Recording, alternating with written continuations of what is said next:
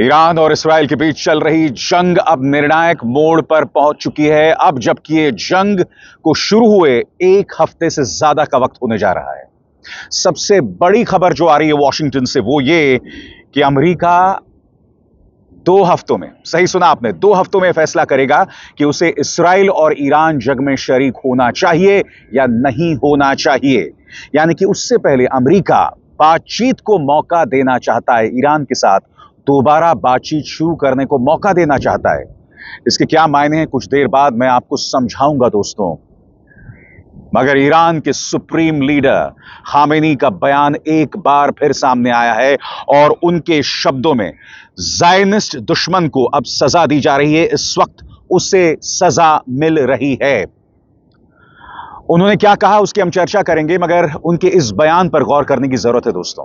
किसी ने कल्पना भी नहीं की थी कि इजरायली एयर डिफेंस सिस्टम के चलते हुए ईरान का एक भी मिसाइल इसराइल पर आकर गिरेगा। मगर आपने उनके स्टॉक बाजार की हालत देखी, उनके अस्पतालों की हालत देखी, उनकी बड़ी बड़ी बिल्डिंग्स की हालात देखे। मगर ऐसा नहीं है कि इसराइल जवाब नहीं दे रहा है। इसराइल का जवाब और भी कठोर और खतरनाक है और उसकी भी हम चर्चा करेंगे। मगर सबसे पहले दोस्तों, ईरान की आधिकारिक एजेंसी ने एक फुटेज जारी किया है जिसमें आप देख सकते हैं ईरान का बैलिस्टिक मिसाइल आसमान की तरफ उड़ान भर रहा है। देखिए इस वीडियो को।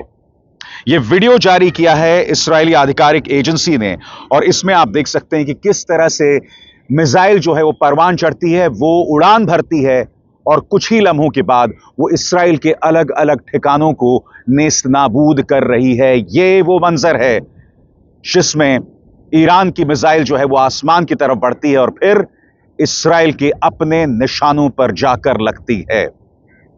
इसराइल इसके जवाब में क्या कर रहा है? क्योंकि बड़ी खबर यह आ रही है कि इसराइल ने ईरान के स्पेशल फोर्सेस के हेडक्वार्टर्स को निशाना बनाया है। उसकी हम चर्चा करेंगे दोस्तों, मगर सबसे पहले ईरान के सुप्रीम लीडर खामेनी का बयान आपके स्क्रीन पर। ज़ायनिस्ट दुश्मन को अब सजा दी जा रही है। इस वक्त उसे सजा मिल रही है।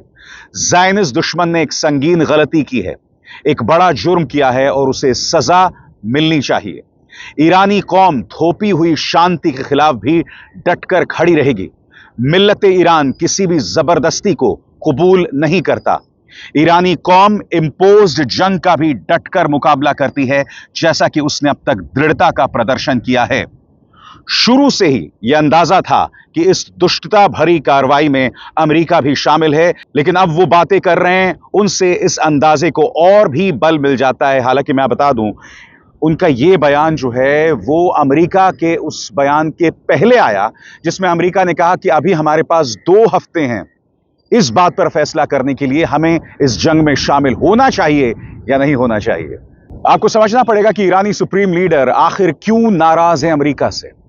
उनका यह कहना है कि आपने हम पर हमला तब किया जब हम अमेरिका के साथ लगातार बातचीत कर रहे थे, और वो भी उस मुद्दे पर जिस मुद्दे को लेकर इसराइल ने हम पर हमला किया, यानी कि परमाणु हथियार, न्यूक्लियर डील। बकौल सुप्रीम लीडर आपके स्क्रीन पर, ज़ायनिस्ट रेजीम का यह दुष्ट हमला उस वक्त हुआ जब हमारे देश के अधिकारी अमेरिकी पक्ष से इनडायरेक्ट बातचीत में व्यस्त थे। ईरान की तरफ से कोई भी बात सामने नहीं आई थी जो किसी फौजी कार्रवाई का संकेत हो। यानी कि कहीं ना कहीं सुप्रीम लीडर ये बता रहे हैं कि हम इस जंग के लिए ना तैयार थे, ना हम अपनी मर्जी से इस जंग में शामिल हुए। हम तो बातचीत कर रहे थे, बावजूद इसके हम पर हमला किया गया। और ऐसे मौके पर सुप्रीम लीडर धर्म का इस्तेमाल करते हैं, अल्लाह का जिक्र करते हैं। और कैसे करते हैं इस पर गौर किया जाए, क्योंकि इस संदेश के जरिए वो ये संदेश न सिर्फ ईरान को दे रहे हैं बल्कि पूरे मुस्लिम वर्ल्ड को दे रहे हैं, इस्लामिक दुनिया को दे रहे हैं। और क्या कह रहे हैं, उनके एक एक शब्द पर गौर किया जाए। तो कहते हैं, और जीत तो सिर्फ अल्लाह की तरफ से ही आती है जो सबसे ताकतवर और हिकमत वाला है। और यहां पर वो कुरान को कोट करते हैं, और अल्लाह जरूर पक्के तौर पर ईरानी कौम को, सच्चाई को और सही पक्ष को फतह देगा इंशाअल्लाह। मैं अपनी प्यारी कौम से कहना चाहता हूं, अगर दुश्मन को जरा भी एहसास हुआ कि आप उनसे डरते हैं तो आपको कभी नहीं छोड़ेंगे। जैसा आपने अब तक मजबूती से रवैया रखा है उसी तरह डटे रहिए। ज़ायनिस्ट रेजीम के जो अमेरिकी दोस्त अब सामने आकर इस तरह की बातें कर रहे हैं, वे खुद इस रेजीम की कमजोरी और बेबसी का सबूत है।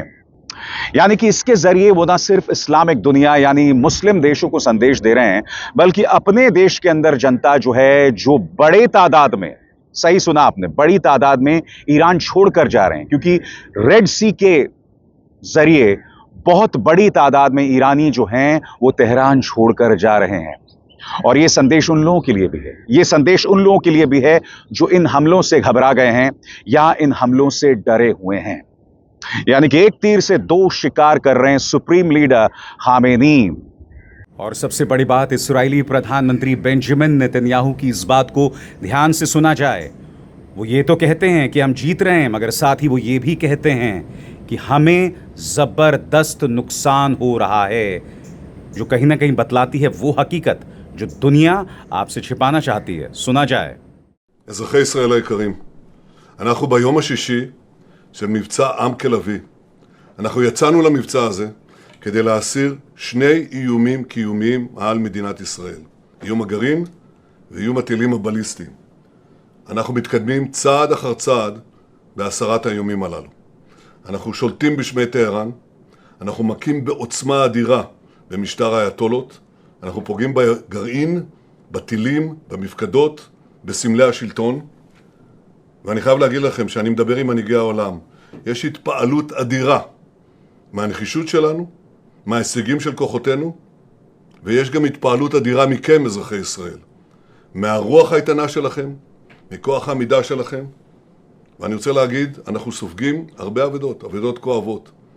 אבל אנחנו רואים שהעורף איתן, העם איתן, ומדינת ישראל חזקה מתמיד. הנחיתי את משרדי הממשלה להגיש סיוע לכל מי שנפגע. בד בבד נמשכת הלחימה העצימה ברצועת עזה.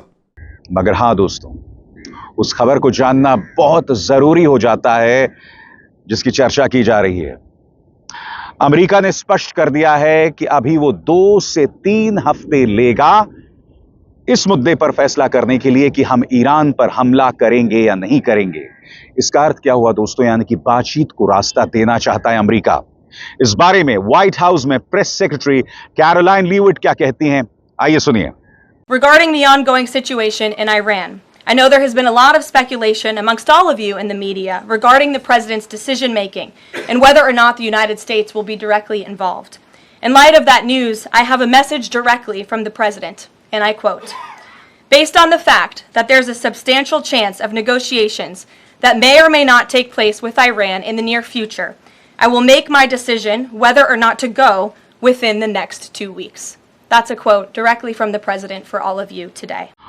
और आपको गौर करना पड़ेगा दोस्तों, इस बारे में CNN क्या कहता है। CNN की खबर के मुताबिक Trump's new 2-week negotiating window sets of scramble to restart stalled Iran talks। सरल शब्दों में, जैसे ही ट्रंप ने कहा है, क्योंकि कैरोलाइन लीविट ने जो बयान दिया वो उनका अपना बयान नहीं था, उन्होंने कहा कि मैं राष्ट्रपति ट्रंप के शब्दों को दोहरा रही हूं।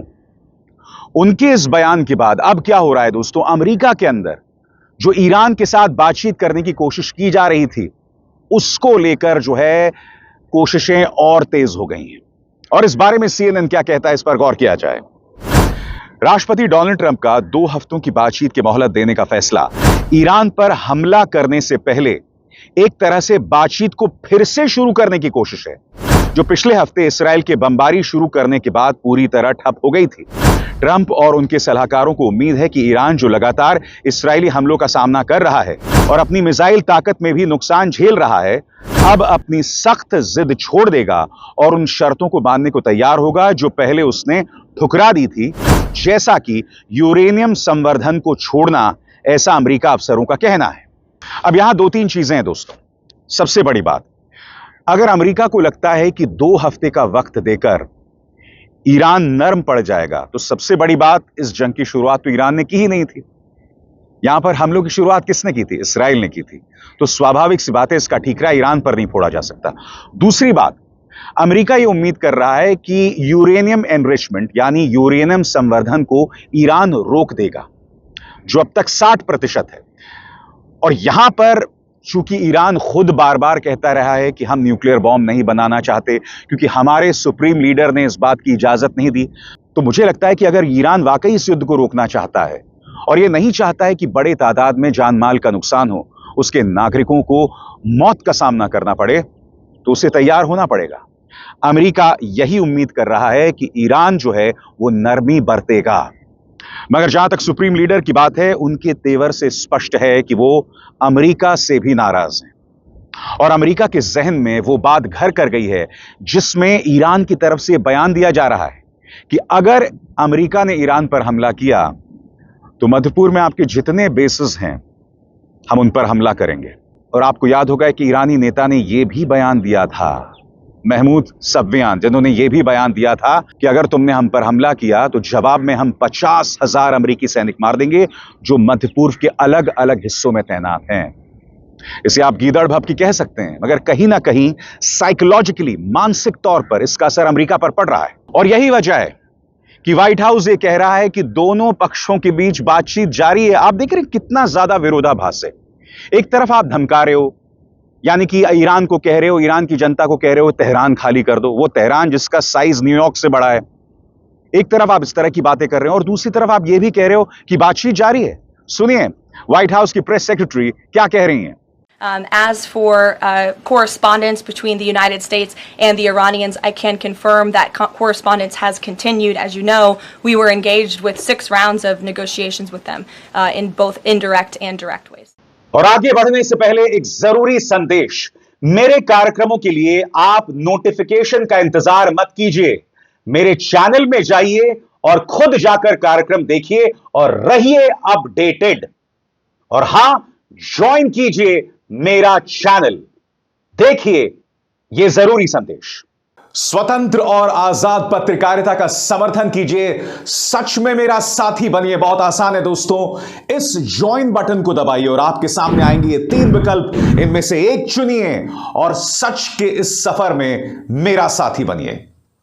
और यही नहीं, जो दोहरी आवाजें अमेरिकी प्रशासन से आ रही हैं, आपको याद होगा तुलसी गबार्ड जो कि नेशनल इंटेलिजेंस की डायरेक्टर हैं, उन्होंने क्या कहा था कि ईरान के पास परमाणु बॉम्ब नहीं है। फिर उसे खुद ट्रंप ने खारिज कर दिया था कि मुझे नहीं पता तुलसी गबार्ड ने क्या कहा। अब व्हाइट हाउस कह रहा है कि ईरान इतने करीब कभी नहीं रहा न्यूक्लियर बॉम्ब बनाने को लेकर, उन्हें सिर्फ 2 हफ्तों का वक्त चाहिए। क्या कह रहा है व्हाइट हाउस, उस पर भी गौर किया जाए। ईरान के पास न्यूक्लियर हथियार बनाने के लिए सब कुछ मौजूद है, बस अब उन्हें अपने सुप्रीम लीडर का फैसला चाहिए और अगर वो हरी झंडी दे देते हैं तो कुछ हफ्तों में वो हथियार बना सकते हैं। और वो हथियार सिर्फ इजराइल ही नहीं बल्कि अमेरिका और पूरी दुनिया के लिए बड़ा खतरा होगा। अमेरिका की सरकार मानती है कि ईरान कभी भी इससे पहले न्यूक्लियर हथियार के इतना करीब नहीं पहुंचा था जितना अब है। सुनिए white house press secretary Caroline Leavitt की बात। When the president says Iran is very close to a nuclear weapon, is he relying on U.S. intelligence or intelligence sharing from an ally to make that assessment? It is a fact, and the United States government maintains this fact, that Iran has never been closer to obtaining a nuclear weapon.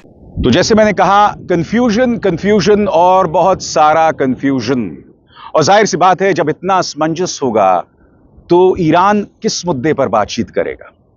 इस बीच खबर यह आई है कि Iran के special forces headquarters को Israel ने तबाह कर दिया है। सुनिए इस्राइल के एक अधिकारी क्या कह रहे हैं। We targeted the Special Forces headquarters of the Internal Security Apparatus. The Internal Security Apparatus is one of the main military bodies of the Iranian regime. Our attacks are aimed at each of the Iranian regime's military installations. They constitute part of the threat to the state of Israel. मगर यहां पर सबसे बड़ा जो धर्म संकट वो भारत के लिए, जिसने ऑपरेशन सिंधु जारी कर दिया है। क्या ऑपरेशन सिंधु दोस्तों? ऑपरेशन सिंधु वो है जिसमें ईरान और इस्राइल से हम अपने नागरिकों को बाहर निकाल रहे हैं और ये आसान नहीं है।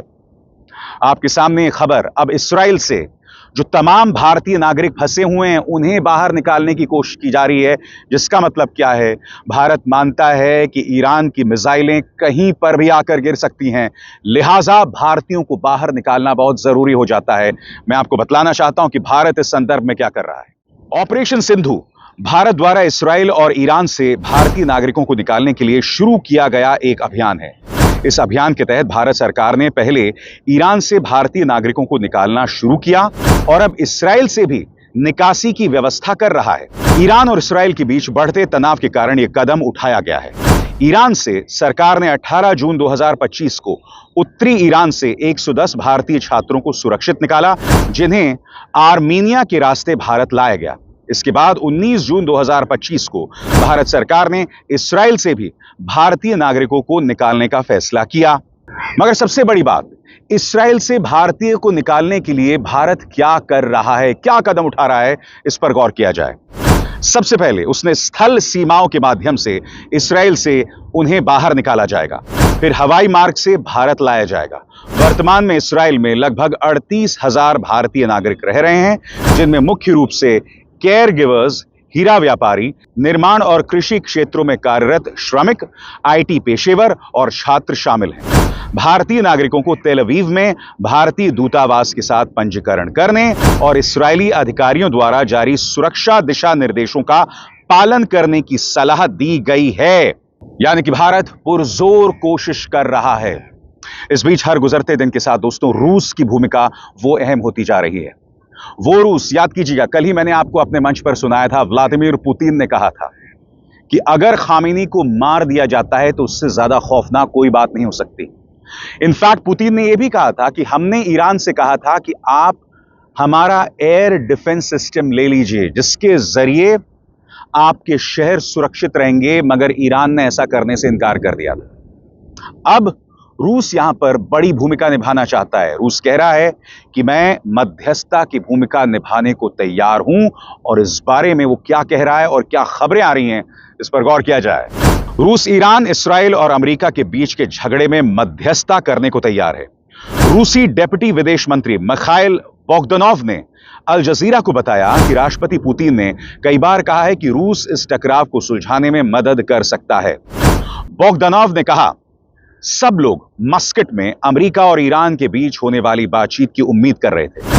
हमें भी पूरी उम्मीद थी कि यह बातचीत आगे बढ़ेगी, लेकिन 13 जून को इस्राएल के हमले ने इस प्रक्रिया को बिगाड़ दिया। उन्होंने आगे कहा, हमें अब भी उम्मीद है कि हमारी सारी उम्मीदें पूरी तरह खत्म नहीं हुई हैं।